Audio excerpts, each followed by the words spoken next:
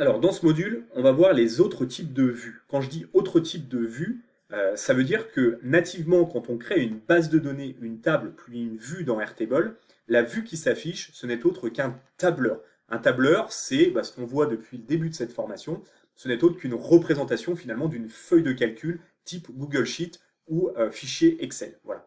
Dans Airtable, il existe d'autres manières de voir l'information. Encore une fois, je sais que je le répète, mais je sais comme ça que ça va s'ancrer. Une vue, ce n'est finalement qu'une représentation des données qui sont contenues dans votre base de données.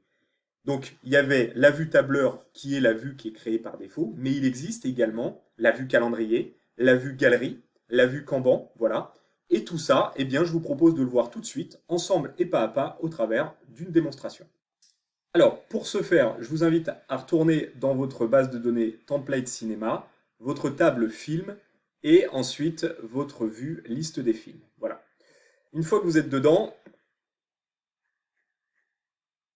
on va regarder ce qui se passe dans le petit menu là, ici à gauche. Donc vous voyez, vous avez les différents types de vues.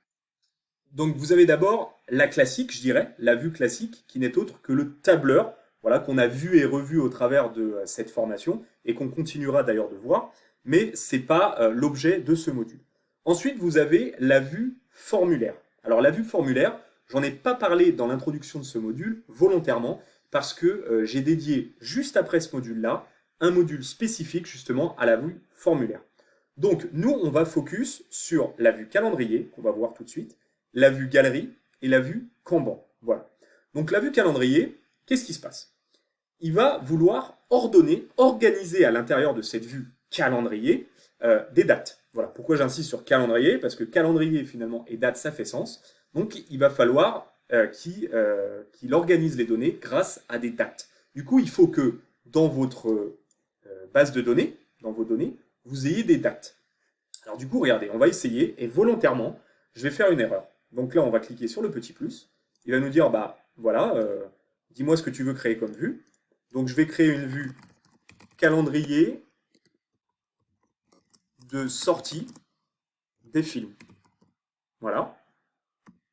Et je vais faire créer la vue. Et vous allez voir, au moment où je vais créer la vue, lui, il va essayer de faire un lien avec les dates qui sont ici. Alors là, en l'occurrence, vous auriez envie de vous dire, bah, il va aller justement les trier par rapport à ces dates-là. On va faire créer une vue. Vous allez voir ce qu'il va me dire. Il va me dire, bah, si tu veux que je te fasse une vue calendrier, il va falloir que tu me crées des dates. Et là, il faut que tu me choisisses un champ. Donc, il ne me propose pas de champ. C'est normal parce que finalement, j'en ai pas. Vous allez voir pourquoi. Sinon, il me propose d'en créer un. Donc là, je vais faire, bon, bah, annuler. Je vais revenir à ma base de données. Et là, je ne sais pas si vous vous rappelez, au début de la formation, pour des raisons, je dirais, de lisibilité, j'avais mis en typologie de champ, j'avais mis texte sur une seule ligne. L'idée, c'était de pouvoir avoir uniquement l'année. Et là, du coup, pour une vue calendrier, ça me pose problème. Donc, qu'est-ce que je vais faire?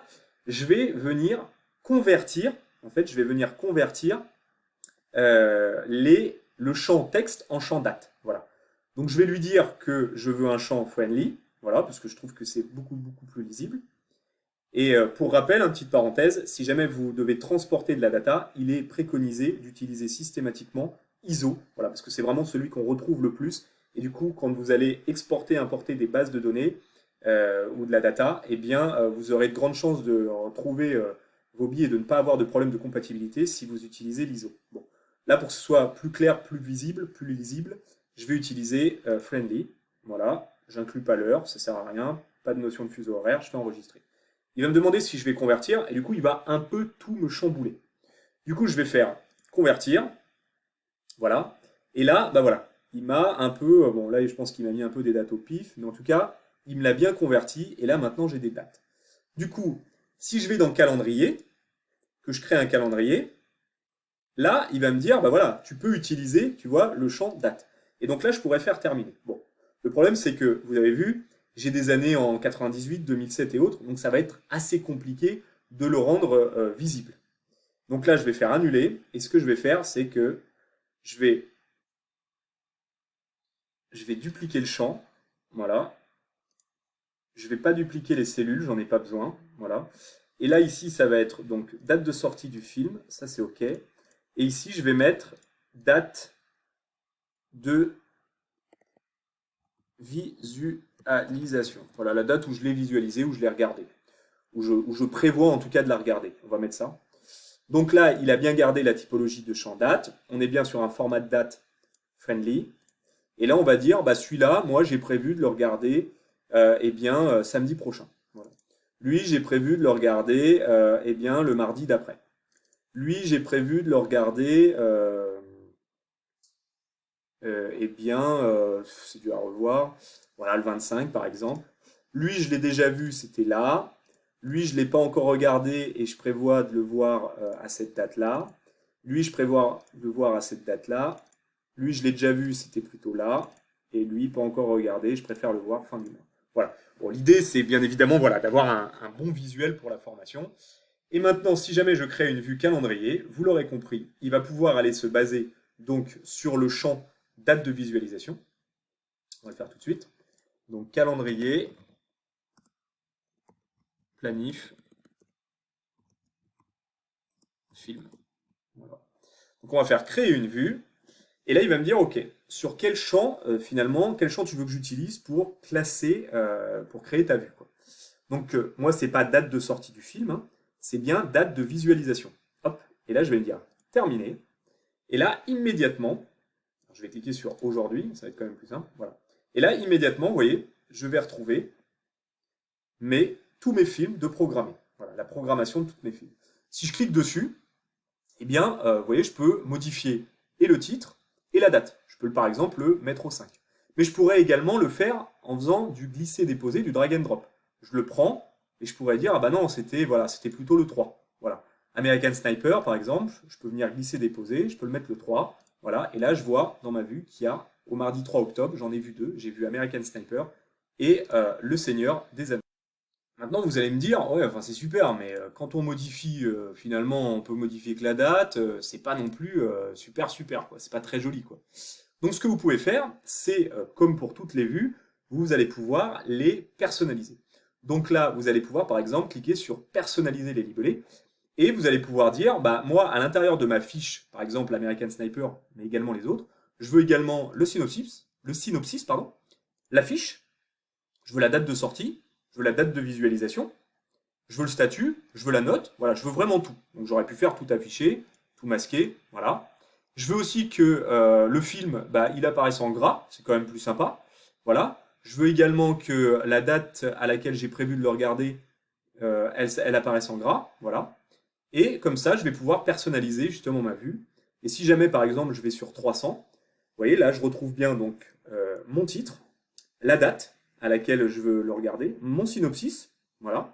Et là, j'ai également mon affiche, donc vous voyez, c'est quand même plus joli, la date de sortie, le statut et la note que je lui avais attribuée. Donc, vous voyez, c'est quand même plutôt sympa, hein. Alors bien évidemment, hein, c'est pareil sur tous.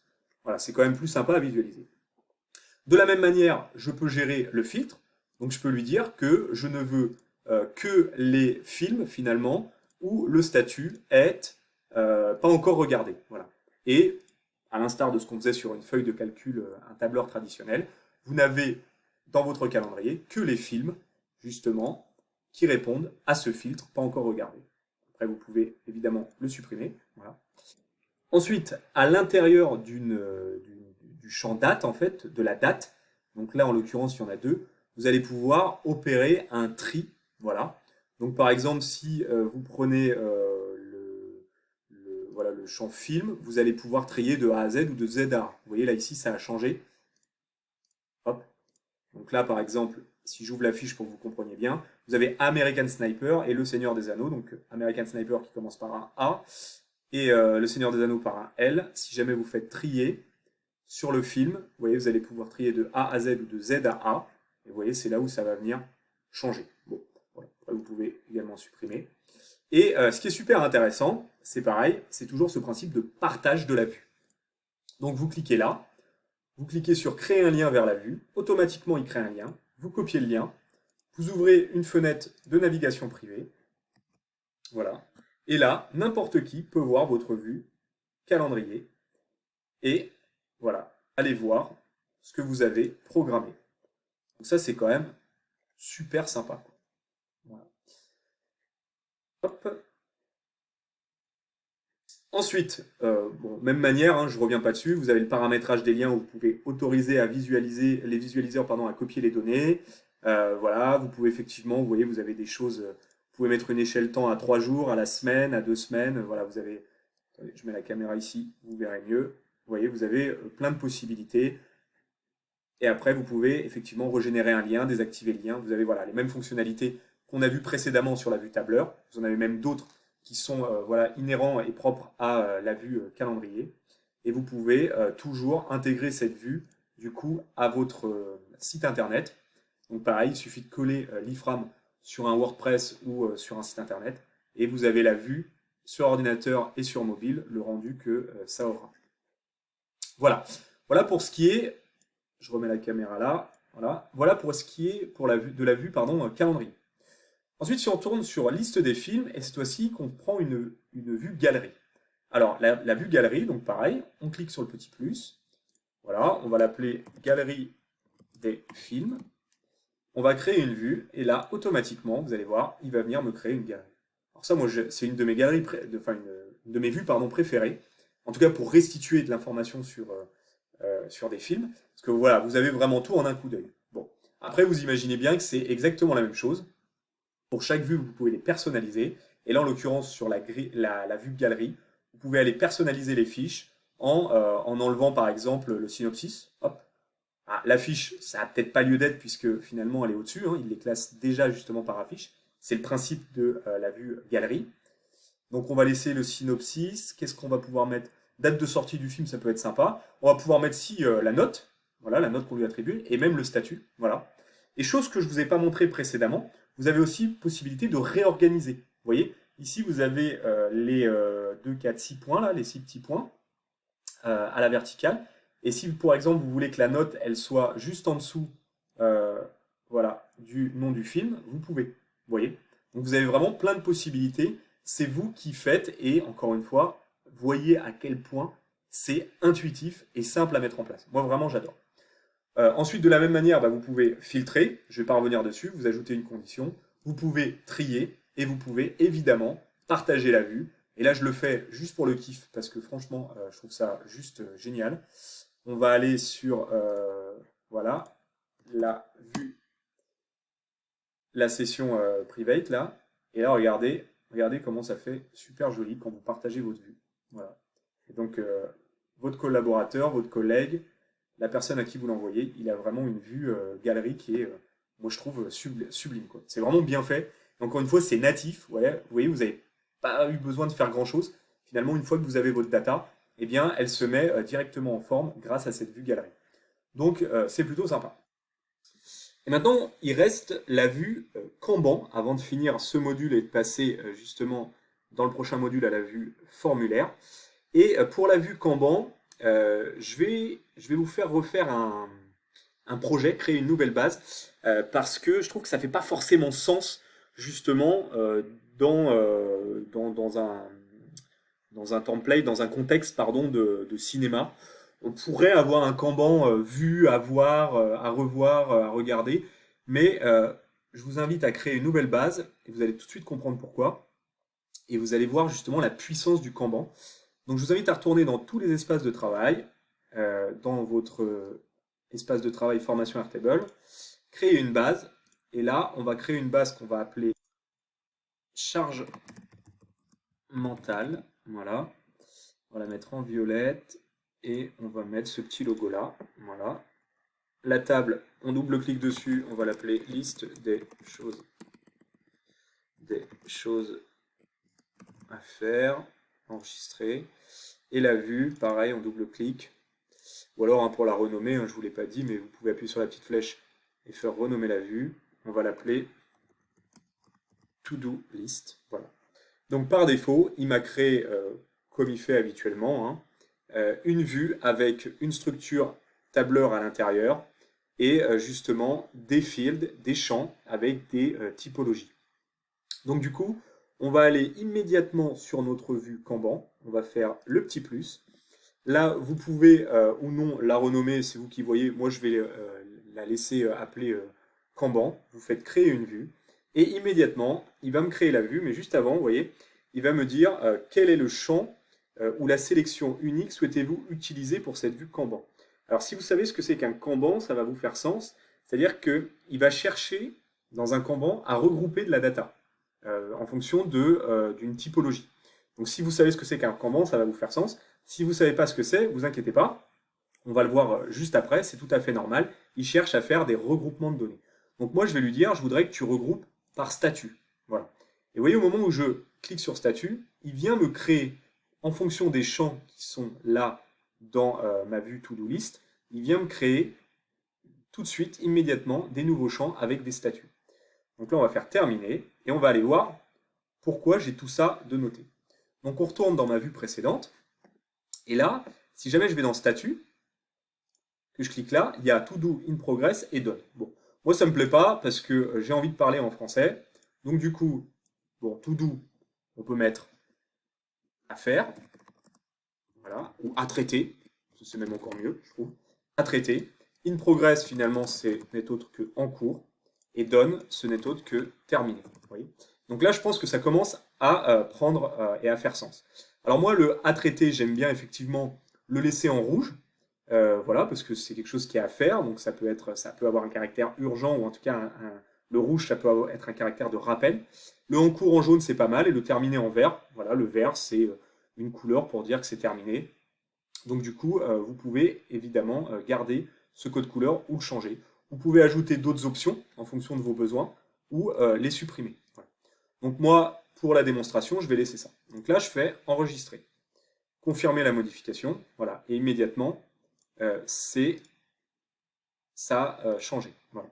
Si je retourne dans mon Kanban, vous allez voir, hop, il m'a remis justement les statuts à jour. Donc là, ce qui est super sympa, c'est que maintenant que j'ai ma vue Kanban, je peux ajouter, ici, là, je peux ajouter ce que je veux, finalement, ma to-do, ce que j'ai à faire. Donc par exemple, ça peut être amener Lucas au foot. Voilà. Je ferme, et là, du coup, j'ai une première tâche, entre guillemets, que je viens d'annoter. Je peux écrire, par exemple, aller chercher le drive chez Auchan. Voilà. Ensuite, je peux écrire, par exemple, doucher les enfants. Voilà. Je peux en rajouter une en cliquant voilà, sur ajouter un dossier. Et je peux noter, par exemple, répondre à mes emails. Voilà. Je peux en rajouter encore un. Je ne sais pas, par exemple, terminer mes comptes rendus. Voilà. Donc vous voyez, je peux en ajouter autant que je veux. Et je vais pouvoir, à l'intérieur, forcément, y mettre des choses. Par exemple, je pourrais y mettre une note. Là, je pourrais l'assigner dans le cadre d'un travail collaboratif à un opérateur, à quelqu'un, un collègue. Voilà. Mais je peux aller changer, vous voyez, dans ma vue de référence. Par exemple, bon, bah, moi, je ne travaille pas en collaboratif. Du coup, je vais supprimer le champ. Voilà, ça ne m'intéresse pas. Moi, ce qui m'intéresse, c'est d'avoir le statut et la note, ou alors on va l'appeler détail. Voilà, détail de ce que j'ai à faire finalement. On est sur une typologie de texte long. Voilà, donc je vais faire ça. Et finalement, moi, ça me suffit. Et du coup, quand je vais retourner dans mon Kanban et que je vais par exemple cliquer sur amener Lucas au foot, vous voyez, là, je peux donner du détail. Eh bien, il faut, je sais pas moi, bien penser à prendre les chaussures et le ballon. Voilà. Donc vous pouvez fermer. Et vous voyez, là, il y a bien le détail de ce qu'il va falloir faire. Là, ça peut être bien penser à vérifier le panier. Je ne sais rien, moi. Voilà. Hop, on pourrait mettre ça. Et une fois qu'on a ça, à quoi ça sert un Kanban? Vous allez voir la puissance du truc. Moi, j'aime beaucoup justement pour gérer mes actions, mes to-do list, etc. Juste par simple drag and drop, glisser-déposer, on va pouvoir justement dire, bah ça c'est à traiter. Donc ça veut dire que c'est pas encore fait. Ça par exemple, eh bien c'est en cours. Ça bah, c'est terminé. ça c'est à traiter et doucher les enfants, c'est terminé. Voilà. Et en fait, simplement en glissant, déposant, on peut justement mettre à jour sa to-do. Quand vous retournez dans votre vue to-do list classique, vous voyez, il a immédiatement mis les bons statuts à jour. Donc c'est ça le principe et la puissance d'un Kanban. Moi je trouve ça super. Et après, toujours de la même manière, vous pouvez le partager aux personnes avec qui vous collaborez. Ça peut être collègues, amis, famille, femmes, enfants, voilà, pour dire où est-ce que vous en êtes. Donc il suffit, pareil, de partager la vue, créer un lien vers la vue. Bon, je vais rapidement parce que maintenant vous connaissez, hein. Et puis hop, on rouvre une fenêtre de navigation privée. Et là, immédiatement, sans avoir de compte Airtable, il a accès, la personne a accès à votre vue. Vous voyez. Voilà. Maintenant, je vais, dans le prochain module, m'attarder sur la partie formulaire. Et vous allez voir, c'est super sympa. On fait ça ensemble et pas à pas. Vous allez voir, c'est comme les 3 vues précédentes, calendrier, galerie et Kanban. C'est hyper intuitif et facile à mettre en place. Je vous dis à tout de suite.